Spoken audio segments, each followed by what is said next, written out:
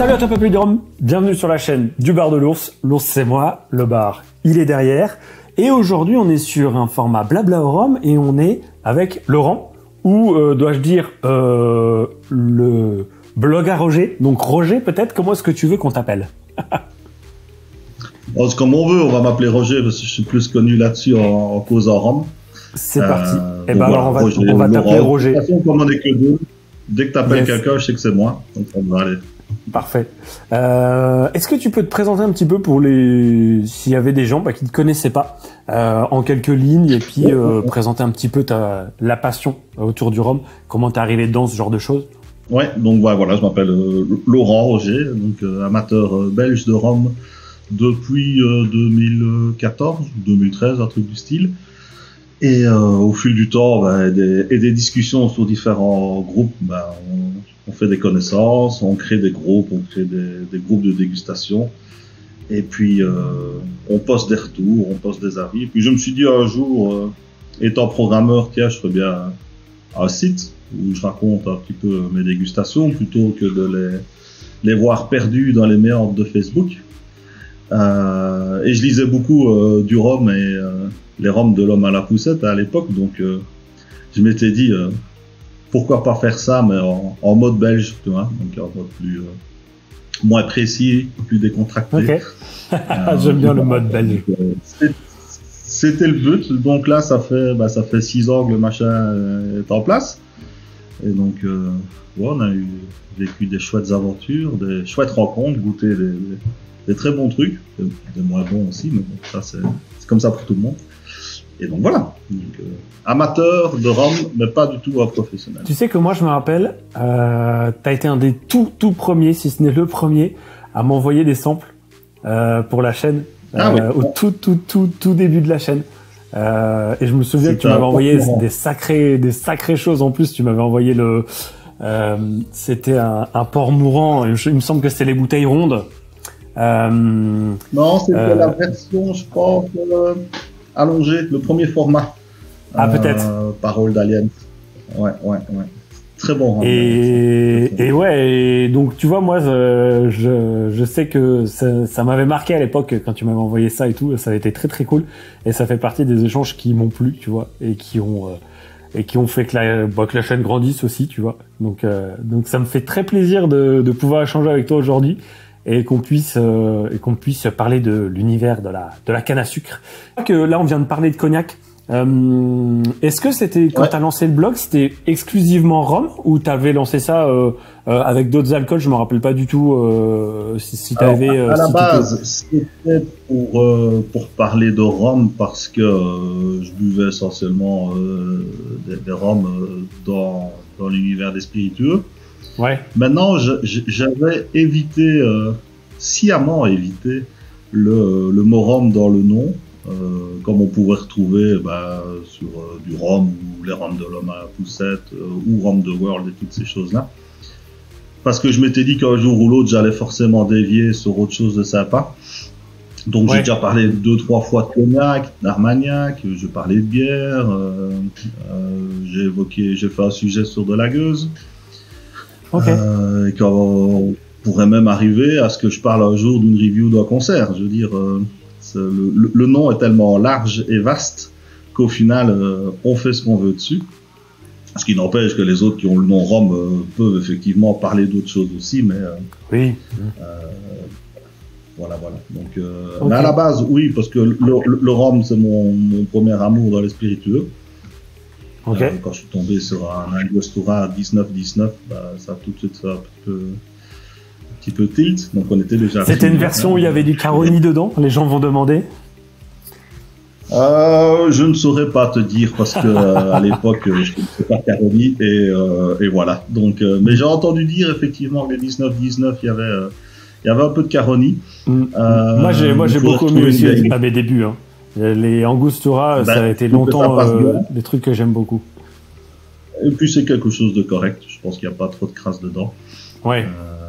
Même encore aujourd'hui, une fois de temps en temps, j'ai les bouteilles carrées, je les adore. Ah oui. Je sais pas si tu te rappelles, c'était sur le format là. à une époque. Ouais. Et Ouais, je l'ai trouvé c'est les magnifique, vieux et du coup, formats, j'en ai quoi. quelques-unes en... Voilà. Ouais.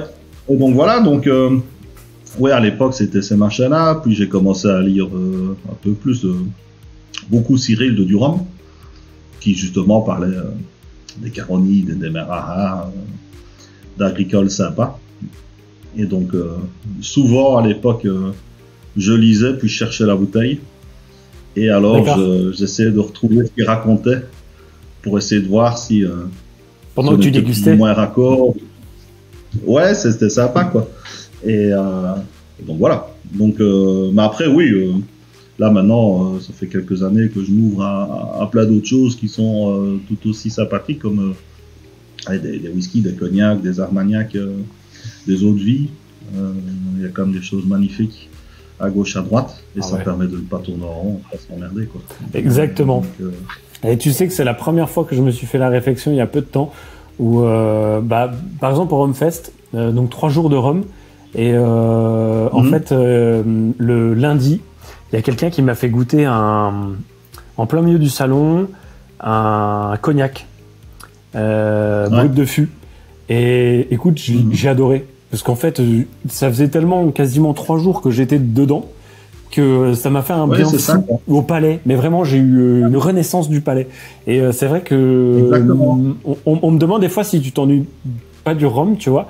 Et ben là pour le coup, le petit cognac, et ben il m'a fait du bien. Et comme tu dis, il y a des spiritueux tellement qualitatifs aussi à côté, que c'est vrai que des fois faire des infidélités au jus de canne. Quand tu, là j'ai récemment acheté un Calvados de chez Andrea Camus. C'est monstrueux, c'est super bien fait, ça a un prix tout à fait raisonnable pour du 25 ans, et ouais, tu changes d'horizon, c'est sur un truc vraiment qualitatif, et donc c'est bien, je trouve, de temps en temps éduquer le palais à autre chose que de la mélasse ou de l'alcool, quoi. Bon, après on y revient vite. Ouais, c'est ce que j'allais dire. C'est très sympa. Moi, je vais de plus en plus effectivement dans Armagnac, j'aime beaucoup. Armagnac, base Armagnac, un petit peu moins cognac, whisky un tout petit peu. Et c'est vrai que tu reviens quand même relativement vite. Oui.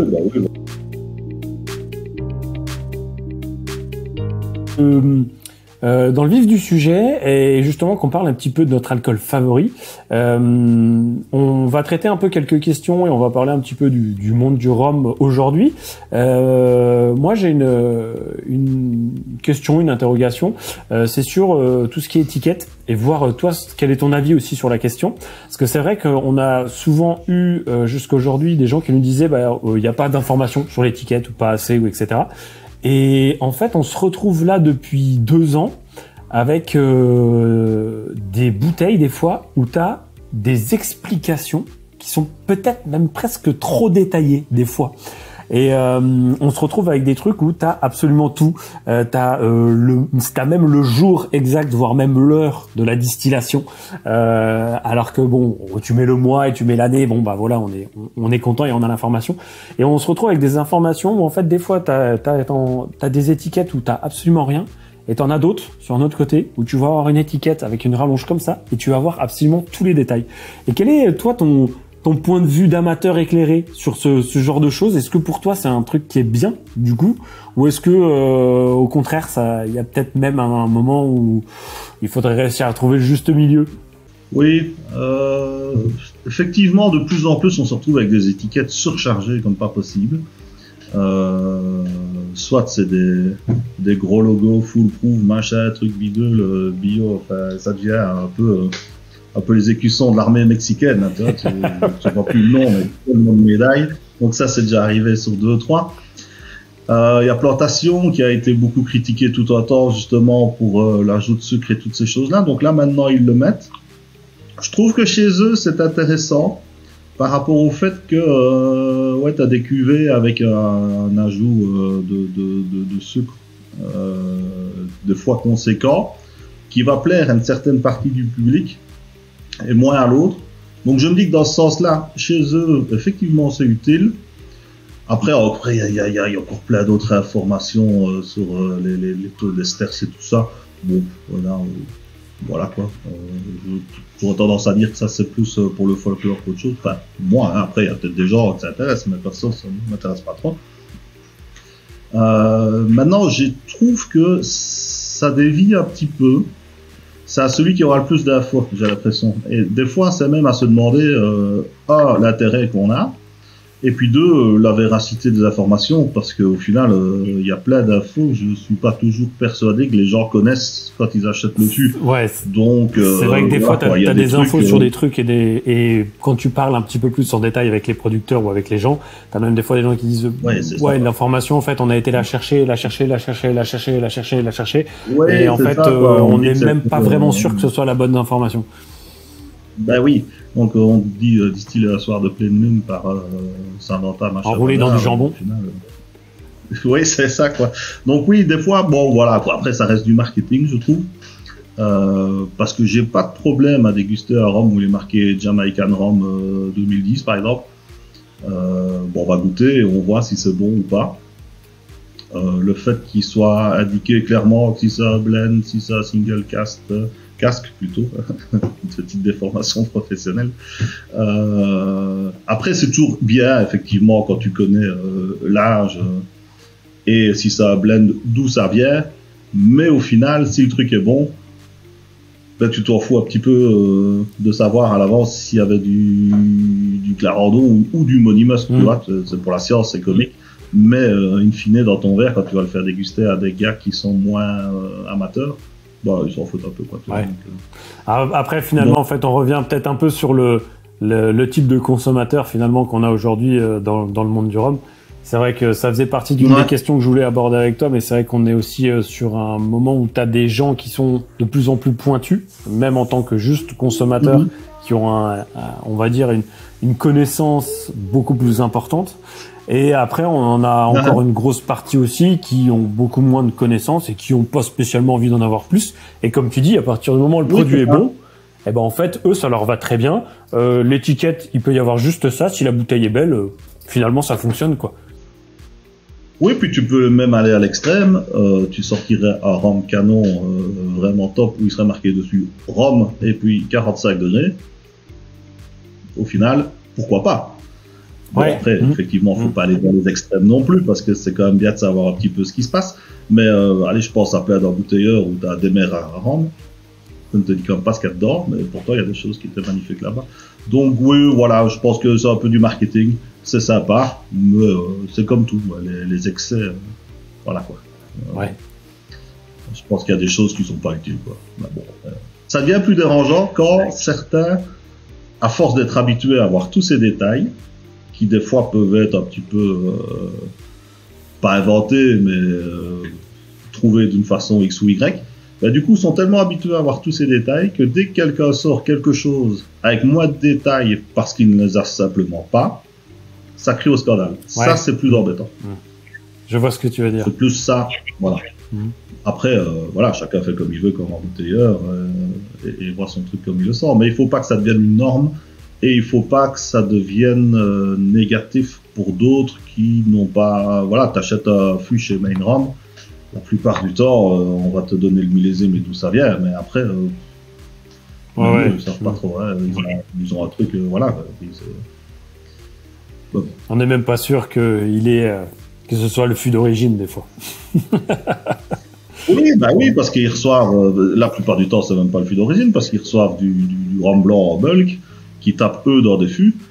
La distillerie leur a dit en gros ce qu'il y avait dedans, et puis eux ils ont tapé 2-3 infos sur le fût, et puis ça s'arrête là, quoi. Donc après oui, tu peux faire des analyses chimiques pour aller chercher les composants et tout ça, mais bon, après, et puis des fois, est-ce que c'est pas ça aussi qui fait la magie des fois de 2-3 trucs, c'est que t'aies pas toutes les informations, que tu saches pas exactement finalement le fût ou le truc, et que bah en fait il est extra, et puis bah voilà, il est extra, et puis c'est tout. Là, on parlait un petit peu de distillerie ou de booker ou d'embouteilleur indépendant. Mais c'est vrai qu'on a parlé très rapidement tout à l'heure. Tu disais par exemple bio, tu as tous les labels, tous les trucs, tous les machins, brut de fût, etc. C'est vrai qu'on a cette mode cette mode. J'appelle ça une mode, mais finalement c'est quelque chose qui va avec la société aussi. Mais on a tout ce qui est rhum bio qu'on voit énormément apparaître maintenant depuis quelques années. Ouais. Et tout ce qui est brut de colonne, c'est deux trucs qu'on voit énormément. Les brutes de colonne qu'on voyait pas du tout avant. Qu'est-ce que ça t'inspire toi aussi, ces deux phénomènes-là? Est-ce que pour toi c'est du positif, c'est des choses qui sont intéressantes dans le milieu du rhum qu'on devrait garder et qui nous permettront d'avoir justement des produits intéressants, ou est-ce qu'on est seulement sur cette énième facette d'un marketing exacerbé qui a envie de nous vendre des choses et qui trouve des moyens de nous le vendre? Sur le côté bio, par défaut, je trouve ça bien parce que ça reste positif. Après, il y a des travers, mais le bio en lui-même, comme fait Naisson par exemple, d'éviter de foutre des crasses sur ses cannes et de travailler de façon bio. Bon, après il y a ça James aussi, il y en a plein d'autres qui font du bio, mais Naisson souvent ils commencent à tous s'y mettre, le temps de faire les parcelles. Oui, je pense que personne ne peut dire j'aime pas le bio. Je veux dire, ce serait quand même un petit peu de fou de se dire en 2023 qu'on n'aime pas le bio quand on voit toutes les crasses qui sont à gauche à droite sur notre petite planète. Après, le profil, lui, il change quand même un petit peu. Donc après, gustativement, il y a quand même une petite différence. Pas toujours pour du mieux. Après, c'est une question de goût. Moi, je me souviens, le premier Esprit Bio que j'ai dégusté, je préférais l'ancien, tu vois. Bon, maintenant, ça a un petit peu évolué. C'est une question de goût, mais le profil forcément change vu que le produit initial change, surtout dans le rhum agricole où c'est vraiment lié à la terre. C'est je veux dire, la canne est le produit totalement initial, que dans le rhum de mélasse, tu peux dire qu'il y a peut-être déjà des choses qui ont été modifiées, donc ça se sent probablement moins. Maintenant, oui, pour moi, le bio, je trouve ça génial et il faut que les gens continuent. Après, il faut pas que ça devienne non plus l'exage de nous facturer ça non plus à un prix totalement exagéré. Je peux comprendre que ça coûte plus cher parce qu'il y a moins de facilité ou d'accélérateur. Mais voilà, ça doit rester raisonnable, quoi. C'est comme pour tout. Mais sur le principe, je trouve ça bien. Et les brutes de colonne, ouais, j'aimais beaucoup l'esprit. Parce que voilà, ils ont débarqué il y a déjà longtemps avec l'esprit, c'était la quintessence même du truc, c'était magnifique, ça l'est toujours. Après, il y en a eu d'autres qui sont arrivés, et certains, tu te dis, ouais, ils ont sorti un brut de colonne parce qu'il faut sortir un brut de colonne, et c'est pas toujours... Bon, je me suis rarement dit waouh, quoi, tu vois. Il y en a où qui a vraiment bien claqué et qui est arrivé de nulle part avec un prix en plus super sympa et bio, c'est le St. James qui lui est magnifique. Maintenant voilà, moi j'ai acheté cette bouteille là il y a 2 ans, je l'ai toujours, quoi, tu vois. C'est quand même pas un truc facile à déguster, quoi, brut de colonna, surtout en bouteille de 70 centilitres. Oui, c'est ça. Alors quand c'est du rhum agricole, alors encore une fois c'est une question de goût, quand c'est du rhum agricole, je trouve qu'ils sont tous intéressants gustativement. Après, quand on parle des trucs complètement exagérés en rhum de mélasse qui sont dans les 80, 85, 89%, j'ai même vu un rhum dominicain qui frôlait les 90%. Moi, on m'a fait goûter un New Yarmouth brut d'Alambic, du coup. Assez rude, quoi. Tu vois, je veux dire, le machin. C'est le cas de le dire. Déjà, le rhum blanc de mélasse, faut aimer. Après, voilà, je juge pas, ça c'est mes goûts. Donc, je suis déjà pas fan des rhums de mélasse à la base blanc. Alors, quand c'est brut de colonne et on tape ça dans le verre 85, 90 degrés, ouais, ça devient limite dangereux, quoi. Tu vois, à un moment, il faut quand même se calmer 2 minutes. Donc voilà, j'aurais tendance à dire que pour le brut de colonne Guadeloupe, Martinique, déjà, en Martinique, ils t'imposent d'être plus dans les 70 que dans les 80, donc t'as déjà des trucs moins frappadingues. Et puis, ils te les font reposer, quoi. Donc, voilà, je trouve qu'on va un peu trop loin dans le truc, quoi. Là, à un moment, il faut, c'est un peu la course au watt, quoi. Celui qui sortira le truc le plus fou, après, stop, quoi. Je veux dire, ça doit rester un plaisir, tu vois.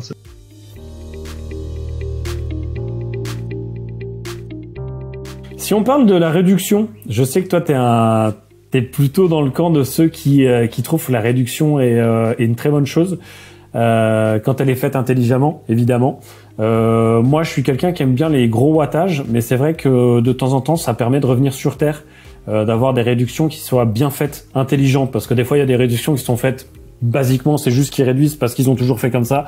Et moi je trouve ça un peu dommage. Je sais que par exemple j'ai goûté enfin je connais un peu la gamme, notamment je prends un exemple, on va prendre Barcelo par exemple. Bon après ils ont des additifs et tout, mais j'ai goûté un Barcelo en brut de fût au Rumfest. Et franchement, le produit est 10 milliards de fois différent, quoi. Et j'ai vraiment adoré enfin, j'ai vraiment bien aimé. C'est vraiment un truc que j'aime bien. Est-ce que pour toi, il y a un degré parfait quand tu dégustes? Est-ce que tu as un degré de prédilection ou est-ce que t'as pas ce côté? Je pense pas qu'il y a de degré parfait, parce qu'au final, chaque fût sera parfait à un degré différent. Et la perfection est différente aussi de chaque personne. Moi, je pars du principe que actuellement, il y a beaucoup trop de rhum qu'on sort sans réduction. Et je me dis qu'à un moment, c'est quand même pas normal que autant de fûts soient si géniaux sans réduction.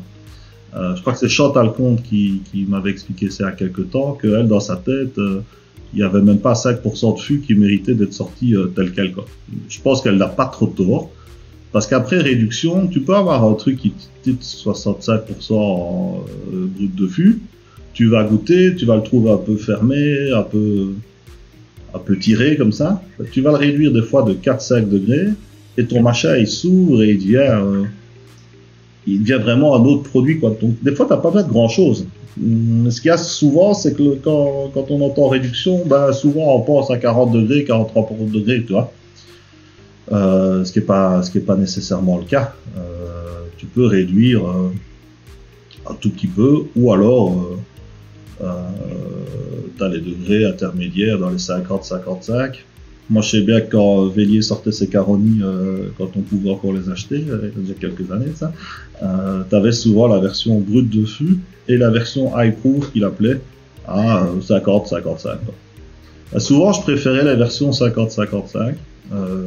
Hormis certains cas comme le Normandie où là effectivement tu vois que la version non réduite est meilleure.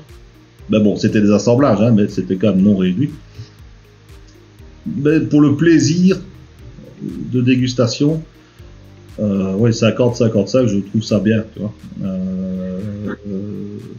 T'as pas besoin de laisser ton verre 45 minutes s'aérer pour pouvoir en profiter pleinement. Donc voilà. Donc moi, j'aime bien la réduction quand c'est bien fait. Déguster un rhum à 41 degrés, ça me choque pas. Je vais pas me dire ça va être plat. Comme tester un rhum à 60 degrés, ça me dérange pas. Après, quand on commence à monter trop, je commence déjà à le regarder du coin de l'œil en me disant ok, c'est ce truc.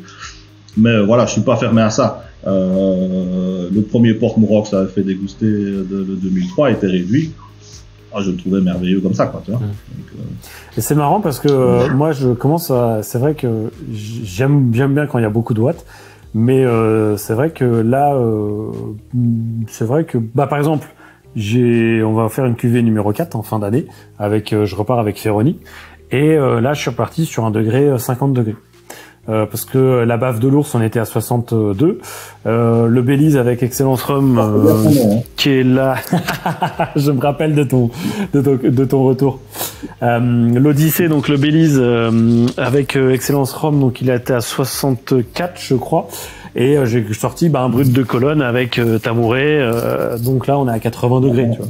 Et c'est vrai que en fait de temps en temps tu te dis t'as raison, comme ce que tu viens de dire, c'est qu'il y a un moment des fois ça fait du bien aussi pour de la vraie dégustation de revenir sur des produits où t'as pas forcément besoin de prendre trop de pincettes pour venir dedans. Parce que c'est vrai que quand t'as des trucs, comme tu dis, qui sont à 60-65 degrés, en fait, des fois, faut le verser avant dans le verre, faut laisser bien s'aérer, faut machin. Et des fois, t'as pas envie, en fait. T'as juste envie de te verser ton verre, et puis de boire directement, et puis qu'il soit bien. Et puis, voilà. Comme on parlait ce matin, hein, le Biel 2011, le truc, il est à 45 degrés. Exact. C'est un bonbon. Et t'as pas besoin de chipoter 30 ans. Tu te le sers, tu le poses, et puis tu commences tout de suite. Et voilà, c'est très bien fait, c'est un produit plaisir. Ouais. Et après, vrai effectivement, quand tu as envie d'un truc qui te réveille un peu plus, c'est toujours bien d'avoir une bouteille dans ton bar. Oui, avec un peu plus de watts. Ouais, c'est ça. Il faut de tout. Voilà, parce que quand tu dégustes un rhum, t'as pas la même humeur que la fois d'avant, et pas la même que chaque dégustation est différente. Et c'est ça qui est beau. ouais, ouais.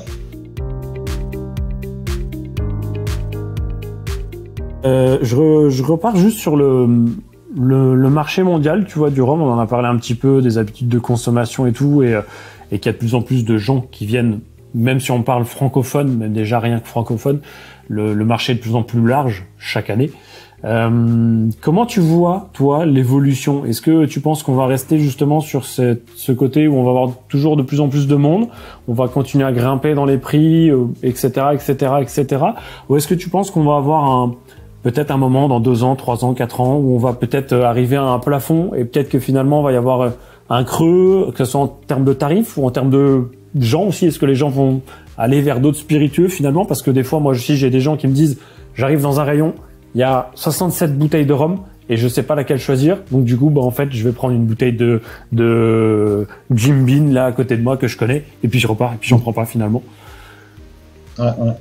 Je pense que de toute façon, au niveau tarif, il va falloir que ça s'arrête un jour ou l'autre, parce que sinon les gens ils vont juste plus arrêter d'acheter. Donc voilà.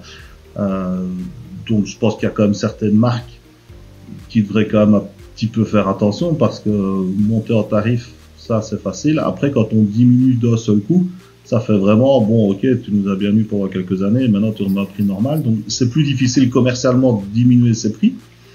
Et donc il y en a certains, que ce soit en officiel ou en indépendant, qui sont positionnés très haut assez vite.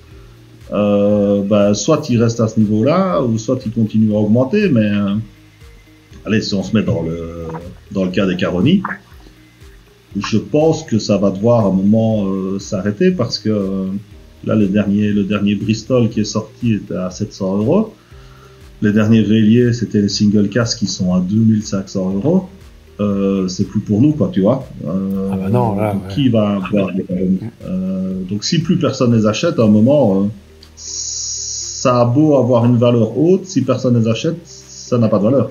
Donc à un moment, tous ces trucs-là, à moins qu'il y ait des marchés qui se débloquent à gauche, à droite, et que, par exemple, l'Asie s'y mette, ou les States avec des grandes fortunes, pourquoi pas. Mais si on reste en Europe, moi personnellement, des Caroni, ça fait très longtemps que j'ai plus acheté un Caroni, parce que je n'ai pas les moyens d'aller taper 400 balles ou 500 balles dans un Caroni, quoi. À un moment, ça devient... À un moment, oui, il y a ça aussi, quoi. Donc les gens n'ont pas un portefeuille extensible, surtout maintenant. Donc je pense que pour certains, ils ont plutôt intérêt à se calmer. Mais bon, voilà, ça fait partie d'une logique commerciale. Plus il y a d'acheteurs potentiels, plus les prix montent. Mais oui, voilà, à un moment, ça va se casser la gueule, quoi. Je pense. Maintenant, quand, je ne sais pas, mais à un moment, il va falloir que ça s'arrête. Quand je vois le prix de certains rhums blancs, allez, ici en Belgique, on a des rhums blancs à 75 €, comme ça, quoi, pour rire. Perso, moi l'anecdote sur le rhum blanc, même sans parler des quilles très très chers à premium et tout, le bas de l'échelle, tu prends un cubi de rhum blanc en France aujourd'hui, en fait c'est le même prix quasiment que le rhum blanc en bouteille, des fois même plus cher. Donc même un cubi de rhum blanc vaut moins le coup aujourd'hui des fois que d'acheter la bouteille, tellement c'est cher. Je trouve ça, mais tu te dis normalement le cubi c'est fait pour ne pas être cher. Et tu trouves des cubis en France qui valent plus cher, presque même, qu'une bouteille de rhum blanc seul au litre. Je trouve ça extraordinaire. Tu te dis, mais ce n'est pas la logique normale. Alors après, on est aussi peut-être un peu les premiers à être le problème, comme tu disais, parce que c'est vrai que moi, les rhums blancs, après, j'aime bien les rhums blancs un petit peu premium, un peu machin, un peu bidule, et du coup, souvent, j'ai plus tendance à en acheter comme ça. Après, j'ai une grosse consommation de blanc quand même, donc j'achète aussi des blancs classiques, machin et tout. Mais c'est vrai que, voilà, tu te dis, il y a un moment, ça commence à arriver très très cher, quoi. Je t'ai fait la réflexion il y a 1 an ou 2, parce qu'effectivement, tu partais vite dans des bouteilles de rhum blanc à 60-70 €. Et puis après, tu t'emballes, puis tu te dis, mais on va quand même se calmer 2 secondes, quoi. Je veux dire, quand tu vois des passes. 70 balles, t'achètes une queue du rhum vieux, quoi. J'adore ce rhum, ça coûte 27 € en Belgique, quoi. Et ce rhum blanc est dans mon top 3 des rhums blancs. Lequel? Parfait, quoi. Le 55 degrés de chez Depaz. Ah oui. Ce truc-là, ça coûte 27 €, c'est magnifique. Donc à un moment, pour que le rhum blanc atteigne 80 €, il faut déjà qu'il soit vachement d'un niveau Et bon, après, voilà, on se fait avoir aussi, on est des passionnés, on veut goûter. Ouais. Machin, sort un nouveau truc dans une jolie bouteille avec une belle étiquette, on te raconte une histoire, machin, truc, tu dis, ah, j'ai goûté, et puis tu goûtes, tu te dis, ouais, c'est super. Mais tu te dis aussi, des fois, c'est super parce que je l'ai payé 80 boules et que j'ai pas envie de mettre les moyens, quoi. Donc, tu vois, c'est un petit peu. Je crois qu'au niveau du rhum blanc, vraiment, il va falloir un peu que ça se calme parce que ça devient compliqué, quoi. Ça devient compliqué d'acheter une bouteille de rhum blanc si tu sors des gammes normales, quoi. Ça coûte cher, quoi. Je veux dire, quand tu vois certains rhums vieux qui coûtent moins cher qu'un rhum blanc, ça va, quoi. C'est vrai. Quand tu vois une bouteille de rhum blanc aussi chère ou même plus chère qu'un rhum vieux, tu peux te demander quand même, tu peux te poser la question, attends, pourquoi? Qu'est-ce que je vais en faire finalement? Attention, quoi. Ouais, c'est ça. Ouais, c'est délicat, quoi. Donc voilà, après, il y a toujours des gens qui jouent le jeu très bien. Hein. T'as les HSE millésimés, entre guillemets, c'est pas des millésimes, mais bon, c'est des années de récolte. Ben, ça reste des prix normaux, parce qu'il y a quand même du travail, il y a quand même souvent du repos en cuve en inox pendant un an ou deux. Ben, ça coûte, donc forcément ça se répercute, mais c'est des prix acceptables, je trouve. Ça part pas tout de suite dans les par exemple, moi je pense au Raimonin Cœur de Chauffe en 50. Moi c'est un des classiques que j'ai régulièrement sur le bar pour me faire les tiponges, pour faire les cocktails, pour boire une fois de temps en temps, même comme ça en pur. Et je sais qu'il est très sympa et il est pas encore trop cher, voire même pas très cher par rapport aux autres qui continuent d'augmenter, quoi. Ouais. Le problème, c'est les séries spéciales sur le côté, dit blanc premium. Bah oui. T'as l'impression qu'on a inventé une nouvelle catégorie parce qu'on laisse le blanc 6 mois dans une cuve et qu'on raconte une histoire et qu'on met un peu de cire. Alors oui, souvent il est meilleur, mais est-ce qu'il justifie le double du prix d'une autre? Je ne suis pas persuadé. Donc voilà, là il va y avoir un quoi qu'à un moment, parce que les gens vont se lasser, quoi, simplement. Pour ce qui est des single casques et des rhums vieux, ça c'est juste, ça devient juste impayable. Moi quand je vois là comment ça se passe actuellement, il y a des rhums blancs, des rhums vieux de 15 ans qu'on achetait à l'époque 100-120 euros. Bah là maintenant c'est 300-400, quoi. Donc là il y a un problème. Il y a vraiment un problème actuellement. C'est comme tu disais, c'est les stocks là pour le coup, les très vieux rhums, comme tu disais, il y a pas de stock en fait finalement. Donc comme il y a de la demande, bah ils augmentent. Voilà, quoi. Exactement. Ouais. Mais ça oui, c'est la vie. Donc on est content d'avoir été là à l'époque où c'était possible et on se rappellera nos souvenirs. Tu sais quoi, pour terminer, je rebondis sur un article que tu as fait, que tu as fabriqué avec une IA, avec ChatGPT. Ah ouais. J'ai trouvé ça dans l'air du temps, finalement, et complètement fou. Et j'ai adoré l'expérience que tu as fait. Pour les gens qui n'auraient pas vu, juste que vous compreniez de quoi on parle. Donc, t'as créé finalement, grâce à Nia, l'histoire d'un rhum qui n'existe pas, avec un article sur le rhum. On est d'accord, c'était ça, hein? Ouais. Et moi, j'ai trouvé ça extraordinaire. J'avais utilisé un petit peu ChatGPT, et je trouvais ça bien. Et puis, je me suis dit, tiens, il y a moyen de lui faire des trucs. Et je me suis dit que j'allais faire un faux article, mais de façon tout à fait honnête, hein, parce que je le dis bien à la fin que c'est généré par une IA. Et tu arrives à avoir un article qui ressemble à quelque chose, qui parle du contexte sur un machin qui n'existe pas. J'ai trouvé ça c'est extraordinaire. Mais c'est flippant par contre, parce que quand tu réfléchis, ça fait très très peur. On est tombé dernièrement sur un article, je ne sais plus qui le partageait, sur pourquoi les rhums de Guadeloupe étaient si bons. Tu lis l'article, je suis quasi sûr que c'est ChatGPT, tellement ça raconte n'importe quoi en fait. Donc ça, oui, ça fait. Je suis tombé dessus aussi. Pietro était venu me trouver parce qu'il avait fait le même exercice que moi, plus ou moins au même moment. Et je pense que Serge Valentin a fait un article là-dessus aussi. Comme quoi on pouvait générer facilement. Donc, l'article était intéressant et comique, mais il fait un peu peur, quoi, parce que l'information sur le net, c'est déjà pas ça. Quand t'étends ça à plein de choses, moi je vois aussi dans mon métier de base, et là par exemple, on a des IA maintenant qui nous permettent de pouvoir créer du contenu vidéo sans absolument rien. C'est-à-dire qu'il n'y a rien, je vais juste lui demander une création. Et il va me créer en fait une vidéo avec des gens créés de toutes pièces qui n'existent pas, avec des décors qui n'existent pas, mais on a l'impression que ça existe et qui me crée la chose. Et ça me fait penser à ça. Et c'est là où tu dis effectivement c'est extraordinaire parce que tu arrives à une période en 2023 aujourd'hui où on va faire vieillir du rhum sur la Lune, où on va le faire vieillir dans des grottes sous-marines machin et tout, et on a des IA qui nous permettent de créer des choses qui n'existent pas, mais où en fait où tu te dis, si tu réfléchis un peu derrière, tu te dis waouh, effectivement comme tu dis, ça fait très très peur en fait. Où est-ce qu'on va aller? Oui, parce que là pour le moment on sait le détecter, plus ou moins, parce qu'effectivement c'était déjà pas les tournures de phrases que j'ai par habitude, hein, donc déjà avec le style était différent. Mais in fine, tu pourrais lui dire tiens, voilà mon blog, regarde le style, écris-moi un article sur un machin qui existe. Boum, il te pond le truc par rapport à d'autres articles qui viennent. Ça te prend un quart d'heure et voilà, et tu jettes du contenu comme ça.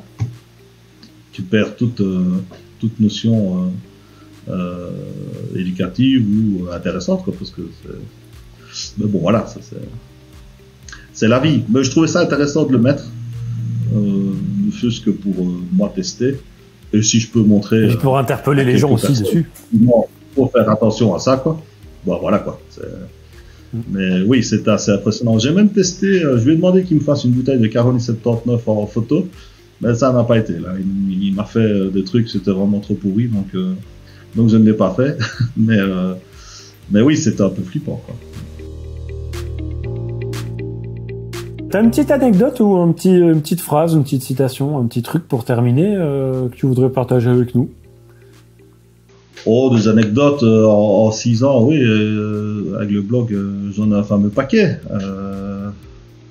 Je dirais que un des plus beaux moments, c'est quand on m'a quand même proposé de déguster une sélection de chez Bristol et qu'on me dit choisis ce que tu veux et on fait une bouteille à l'effigie du blog. Et dans la sélection, il y avait quand même 2 Caroni, quoi. Donc ça reste quand même un grand moment, effectivement. Tu te dis, t'as devant toi un Edmond 92, des Clarendon, un Porte-Morand, des Caroni et 2-3 autres trucs. Et on te dit, prends, enfin c'est pas moi qui le prenais, mais choisis celui que tu veux qu'on embouteille pour le blog. Donc, ouais, c'est... Après des autres grands moments, quand je me suis retrouvé à Cognac à déguster les fûts restants de Caroni de Vélier avec Nico, Olivier et tous les copains, Pietro. Ça reste un moment inoubliable aussi, hein. T'es là avec la devant toi, t'as tous les fûts devant toi. Et puis, chaque fût, t'as une bouteille d'un litre sur des tables et on te demande de goûter. C'est un truc de fou, quoi. Là, avec le The Last Gang, là, vous aviez sorti la... The Testing Gang. Ouais. Je pense que je t'avais fait goûter ce truc-là aussi. Tu m'as envoyé un petit que j'ai bien apprécié, d'ailleurs. ouais. Et surtout, à la fin de la journée, on te dit, partez avec les bouteilles, ils sauraient rien en faire, quoi. Donc tu repars avec tes bouteilles, tu fais goûter à tes potes. À l'époque, j'avais fait toutes des petites fioles de 10 centilitres que j'avais envoyées aux différents groupes de la région. Donc ouais, c'est des chouettes moments, ça reste des trucs... c'est inoubliable, quoi. Donc voilà, on a eu beaucoup de chance aussi. C'est parfait pour clôturer ce petit blabla au rhum. Merci beaucoup à toi. C'était très cool de pouvoir échanger ensemble. Ouais. Et puis j'espère que ça plaira aux gens. Merci à toi, Roger, pour l'échange. Et puis, voilà, on va arrêter là-dessus. À très vite sur la chaîne pour ceux qui suivent. N'hésitez pas, comme d'habitude, à commenter, partager, liker, à venir faire un petit coucou sur Instagram, sur Facebook. Et puis, moi, je vous dis, comme d'habitude, est-ce que tu connais le gimmick de fin de la chaîne? Pas plus haut que le phrase de fin. Pas plus haut que le rhum, exactement. Donc, et comme d'habitude, n'oubliez pas, pas plus haut que le rhum.